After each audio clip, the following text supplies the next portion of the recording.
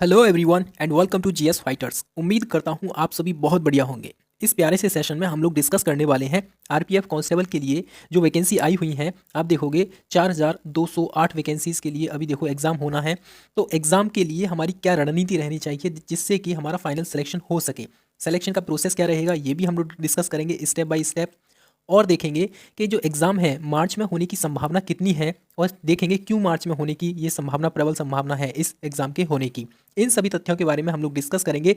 अगर आप पहली बार जीएस फाइटर्स पर आए हो तो चैनल को जरूर सब्सक्राइब कर लेना और भी लेटेस्ट अपडेट्स पाने के लिए। ठीक है, चलिए सेशन को स्टार्ट करते हैं। सबसे पहले तो एग्ज़ाम के बारे में हम लोग डिस्कस करते हैं। देखिए भाई, आपका जो एग्ज़ाम है मोस्ट प्रोबेबली चांसेस हैं, मोस्टली चांसेस हैं कि आपका एग्ज़ाम जो है मार्च मंथ में हो जाएगा। मार्च मंथ में क्यों बोल रहे हैं? देखो भाई, अभी यहाँ पर क्या है, जनवरी मंथ निकलने वाला है। मतलब अगर जनवरी में आपका एग्ज़ाम होना होता तो आपको कोई ना कोई अपडेट आपको देखने को मिल जाती। मतलब यह है, आज है 16 जनवरी, 16 जनवरी को कोई ना कोई अपडेट, मतलब अब तक कोई ना कोई अपडेट आ जाती है अगर जनवरी मंथ में हो जाता तो। लेकिन जनवरी में कोई भी चांसेस नहीं लग रहे हैं, पहला पॉइंट। दूसरा पॉइंट, फरवरी की बात हम करें तो आपको पता है कि भैया 4 फरवरी से एसएससी जीडी के एग्जाम्स स्टार्ट हो रहे हैं और वो चलेंगे आपके 24-25 तारीख तक, यानी कि पूरा फरवरी मंथ इसमें निकल जाएगा। अब बचा मार्च। मार्च में इसलिए चांसेस हैं क्योंकि अप्रैल और मई में इनको एनटीपीसी का एग्जाम कराना है। ये भी याद रखना, एनटीपीसी का भी तो एग्जाम है भाई, उसको तो मार्च अप्रैल मई में ही कराएंगे ये लोग। ठीक है, अप्रैल मई जून तक पहुंच सकता है वो। फिर आप देखोगे एसएससी के जो रेगुलर एग्जाम होते रहते हैं, जैसे आपका एमटीएस हो गया, सीएचएसएल हो गया, सीजीएल हो गया, ये आपके जून जुलाई में ये एग्जाम से स्टार्ट हो जाएंगे। तो इनके पास देखा जाए तो केवल और केवल मार्च मंथ ही बचा है खाली, जब ये एग्जाम इसको कंडक्ट कराने। ठीक है, तो ध्यान रखना आपका जो एग्जाम है, चांसेस हैं, फुल चांसेस हैं कि आपका एग्जाम मार्च मंथ में हो जाएगा। इसी आधार पर आप लोग जो है तैयारी करते रहिए। ठीक है, कि आपका एग्जाम मार्च मंथ में कभी भी हो जाएगा। ठीक है, चलिए आगे बढ़ेंगे। देखो भाई, सबसे पहली चीज़ आप समझ लीजिए, यहाँ पर आपकी वैकेंसीज हैं टोटल कितनी। ये है आपकी 4208 वैकेंसीज हैं। और जो सिलेक्शन का प्रोसेस रहता है वो रहता है आपका, पहले सीबीटी मोड होगा एक, यानी कि आपका रिटन टेस्ट होने वाला है। उसके बाद आपका फिजिकल इफिशिएंसी टेस्ट और फिजिकल मेजरमेंट टेस्ट होगा। उसके बाद आपका डीवी हो जाएगा और फिर लास्ट में आपका मेडिकल टेस्ट देखने को मिल जाएगा। तो ये सिलेक्शन का प्रोसेस रहने वाला है आपका।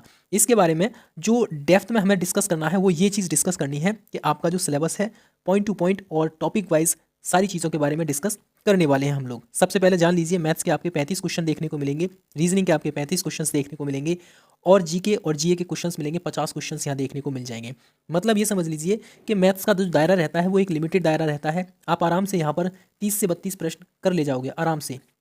ठीक है, उसी तरीके से आप जीके जीएस में देखोगे तो 32 प्रश्न आराम से यहाँ पर ले जाओगे। बट यहाँ पर लोग खेल जाते हैं। ये जो है जीके जीएस, जिसमें आपका हिस्ट्री है, पॉलिटी है, ज्योग्राफी है, इकोनॉमी है, साइंस है, एनवायरनमेंट है, करंट अफेयर्स है, ये सारा इंक्लूड रहता है इसमें। तो पता नहीं क्वेश्चन कहाँ से कैसे बन जाए, किस फॉर्मेट में बन जाए।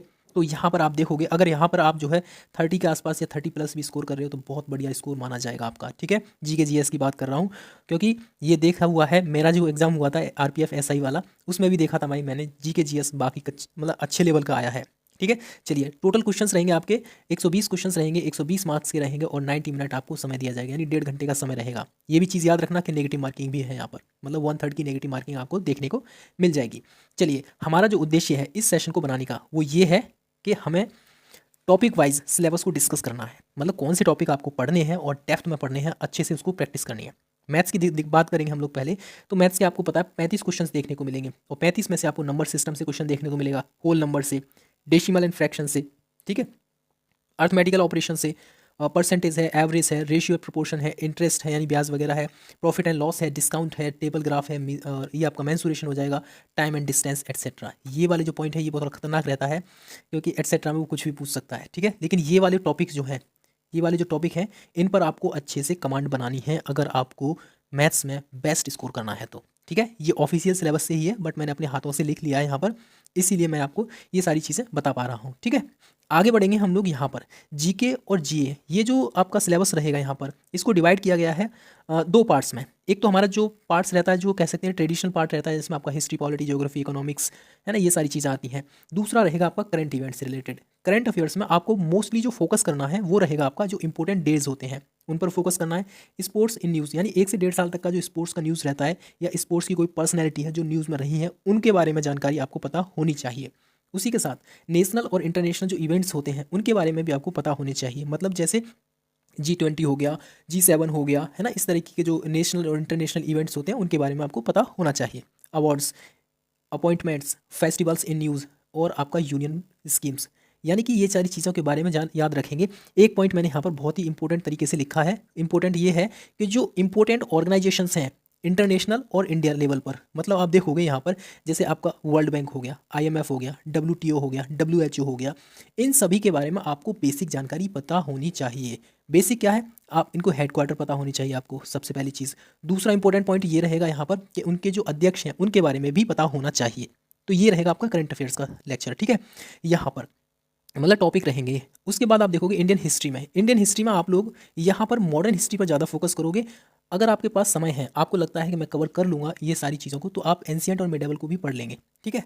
अन्यथा पहले आप मॉडर्न हिस्ट्री को कवर करोगे, उसके बाद जो आर्ट एंड कल्चर वाला पोर्शन है, खासकर स्टैटिक पोर्शन है, उसको याद करने का प्रयास कीजिए। याद तो नहीं रह पाता है स्टैटिक इतना, बट आप उसको प्रैक्टिस करोगे तो वो जरूर याद रहा आएगा, ठीक है। उसके बाद ज्योग्राफी से रिलेटेड जो क्वेश्चंस रहते हैं आपके, जैसे नदियाँ हो गई, उनसे रिलेटेड हो गए, सहायक नदियाँ हो गई, पहाड़ हो गए, पर्वत हो गए, ठीक है, इनसे रिलेटेड हो गया आपका मानसून हो गया, चक्रवात हो गया, क्लाइमेट हो गया, और आप देखोगे जो कह सकते हैं कॉन्टिनेंट्स हो गए और राजधानियाँ होगी, वहाँ से भी पूछा जा सकता है। इकोनॉमी से क्वेश्चंस मेनली जो रहेगा आपका दो टॉपिक से रहेगा। एक तो यूनियन बजट रहेगा आपका, वहाँ से पूछ लिया जाएगा यूनियन बजट में कितना बजट रहा, किस योजना के लिए कितना दिया गया, नई योजना कौन कौन सी स्टार्ट हुई, ये सारी चीज़ें पूछ सकता है। उसके बाद इकोनॉमिक सर्वे ये रहेगा यहाँ से भी, ठीक है। तो और इसमें एक चीज़ और ऐड कर लेना, जनसंख्या से रिलेटेड 2011 की ही जनसंख्या भी चलेगी, तो उसको भी एक बार देख लेना भाई आप लोग, वहाँ से प्रश्न बन सकता है। पॉलिटिकल साइंस से आप देखोगे यानी पॉलिटी यानी कॉन्स्टिट्यूशन से मोस्टली जो क्वेश्चन बनेगा वो आपका उससे बनेगा आर्टिकल्स से। आर्टिकल्स में आपको पढ़ना क्या क्या है, देखो भाई आपको फंडामेंटल राइट्स पढ़ने हैं और फंडामेंटल ड्यूटीज़ पढ़नी है, और आप देखोगे डीपीएस भी पढ़ लेना, इनको बहुत ज़्यादा महत्वपूर्ण है। और राष्ट्रपति से रिलेटेड जितने भी आर्टिकल्स हैं उनको आप अच्छे से कर लेना। साथ ही जो यूनियन बॉडीज़ हैं उनको करना है, जैसे आपका नीति आयोग हो गया, निर्वाचन आयोग हो गया, है ना, इस तरीके से वित्त आयोग हो गया, इन सभी को अच्छे से कर लेना पड़ेगा आपको, ठीक है। उसके साथ पार्लियामेंट कर लेना, प्रेसिडेंट कर लेना, और आप देखोगे यहाँ पर जो है जो गवर्नर होते हैं उनको भी आप पढ़ लेना, ठीक है। चलिए स्पोर्ट्स से रिलेटेड ये करंट का इशू बन जाएगा। जनरल साइंस में जो बेसिक होता है वो बेसिक आप पढ़ लेना, कोई भी लूसेंट की जनरल साइंस की स्पेशली उसकी जो एमसीक्यू की प्रैक्टिस कर लेना, वहाँ से काम हो जाएगा आपका, ठीक है। आगे बढ़ेंगे हम लोग, तो आप देखोगे रीजनिंग वाला सेक्शन। रीजनिंग वाला जो सेक्शन है यहाँ पर हम देखेंगे वर्बल, नॉन वर्बल और आपका लॉजिकल रीजनिंग, तीनों को हमने एक ही जगह लिख लिया है। एनालॉजी है, सिमिलैरिटीज़ एंड डिफरेंसेस है, और स्पेशल ओरिएंटेशन एंड विजुअलाइजेशन है, प्रॉब्लम सॉल्विंग एनालिसिस है, जजमेंट एंड डिसीजन मेकिंग है। इसी तरीके से यहाँ पर ये सारी चीज़ें देखेंगे। अर्थमेटिक रीजनिंग है यहाँ पर, ठीक है। वर्बल फिगर और क्लासिफिकेशन है, अर्थमेटिक नंबर सीरीज़ है, नॉन वर्बल सीरीज़ है, कोडिंग डिकोडिंग है, स्टेटमेंट कंक्लूजन है। ये सारे वो टॉपिक हैं जो मैंने ऑफिशियल सिलेबस से आपके लिए लिख रखे हैं, ठीक है। ये सारे पॉइंट्स आपको पढ़ना ही पढ़ना है, इनकी तो आप प्रैक्टिस कीजिए, जितनी प्रैक्टिस करेंगे आप उतने ही निखार आएगा आप में, उतनी ही आपकी एक्यूरेसी निखर कर आएगी, ठीक है। देखो रीजनिंग और मैथ्स दोनों प्रैक्टिस से ही आएंगे, प्रैक्टिस कीजिए दबा के उसकी, ठीक है।